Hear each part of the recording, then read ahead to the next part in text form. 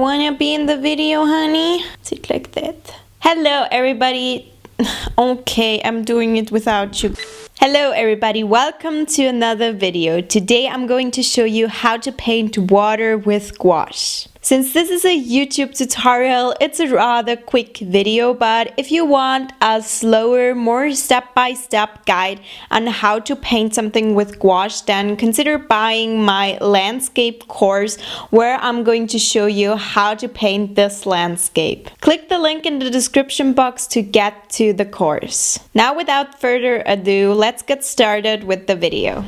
I'm going to paint in my Moleskine watercolor sketchbook, and I recommend using some kind of watercolor paper, and I'm using Himi gouache. You can use all kinds of gouache for this tutorial, but I would recommend water-soluble gouache is best because I blended the gouache a lot, and that only works with water-soluble gouache after it's dry.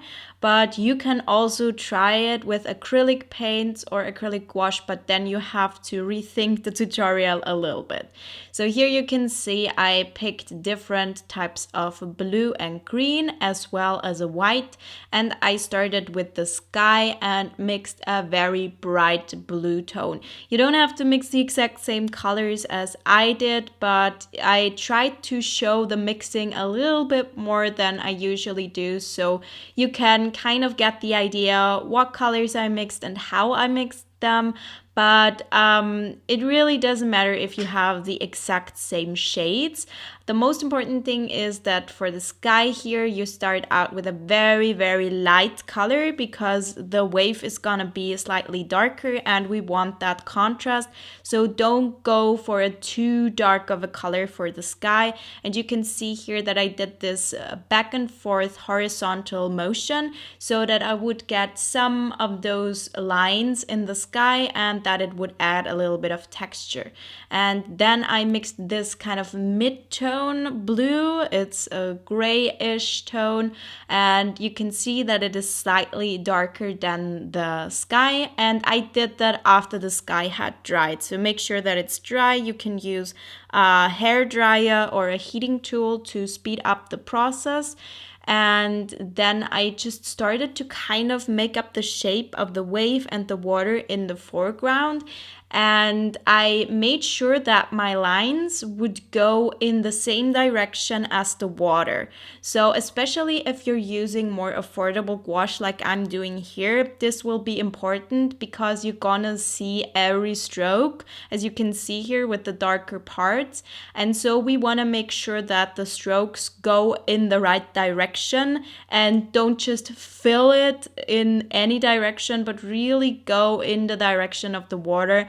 And it's also going to help your intuition kind of understand it a little bit more, how the water flows, if you purposefully go into the direction of it. I hope that makes sense. I think that's very important with all kinds of textures, whether it's water or grass or bushes, to be very careful how you place your strokes and in what direction they're going in.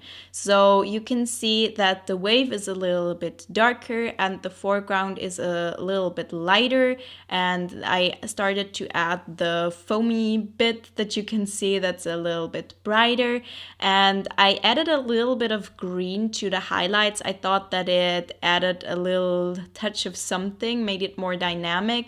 And here you can see I added in a more of a blue tone, and so this is gonna give a little bit of a contrast with the greener tone, but you can play around with this as much or as little as you want. You could also just use blue and white for this piece and do a monochromatic thing. Honestly, the reference picture that I used, I think it just had one major blue tone, and I made the decision to add in a little bit of green and different shades of blue just to make the piece just a little bit more interesting and fun. And here you can see the blending techniques that I did. I started to paint it in a color first, and then I went over the lines with a damp brush, not wet, not dry, but damp, and kind of blended everything. So with the darker tones, I wanted to have a little bit of a sharper contrast here because this is the part where it is all in focus. The wave needs to be more in focus and the foreground water is a little bit more blended. And here you can see that I did those tiny little dots, and also depending on the details that I did, I used different brushes. I started out with bigger brushes and now I'm using a smaller brush for all of the details. So I always kind of go in that order, start out with the basic shapes with a bigger brush, then go into more details and add those. This is kind of how I work with gouache, and I started with the mid-tone color and then I added in the darker and the lighter values later on, as you can see here. And as you can see, I'm still going in the direction of the waves and doing a variety of dots and lines. We have more lines in the middle section of the wave and then more of the dot shapes where all of the crashing of the water happens. I don't know how to call this, but where the water is kind of splashing all over the place. You can see it here, and also on the top of the wave we have more of the dots, and in between all of this we have more of the lines. So this painting basically consists of lines and dots in different blue and two white tones. So I used the white, basically non-mixed, just the white for the lightest areas, and everywhere else I kind of mixed it in, and that's how we get the contrast. And I used the very dark blue tone just as it is on the darker versions. I didn't use any black for this piece,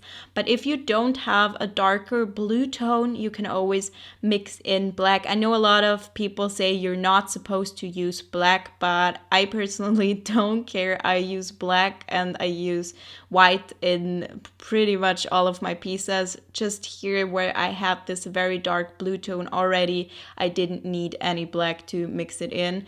And you can see here there are more of the dots, or let's say let's call it little lines on these areas, and this is giving it more dynamic because we have the longer lines and all of the dots, and this is also creating a bit of a contrast in the texture, not just in color. And here you can see again I was using a damp brush. You can see how many times I went back and forth and put my brush into the water. And with the damp brush you can blend very well. And here you can see that I'm adding in all of the white little details for the top part of the wave. And now we're really finishing up the piece. And then I removed the tape that I had put to protect the other side. And then we have the finished piece. Let me know if you enjoyed this tutorial, and if you did so, please give it a thumbs up and subscribe to my channel, and I'll see you again next time. Goodbye. Come on. Oof, you're so heavy. Who fed you so much? Was that me? Did I feed you too much? Heavy boy. Shh.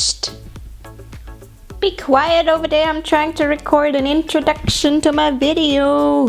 Let's hope it's in focus this time.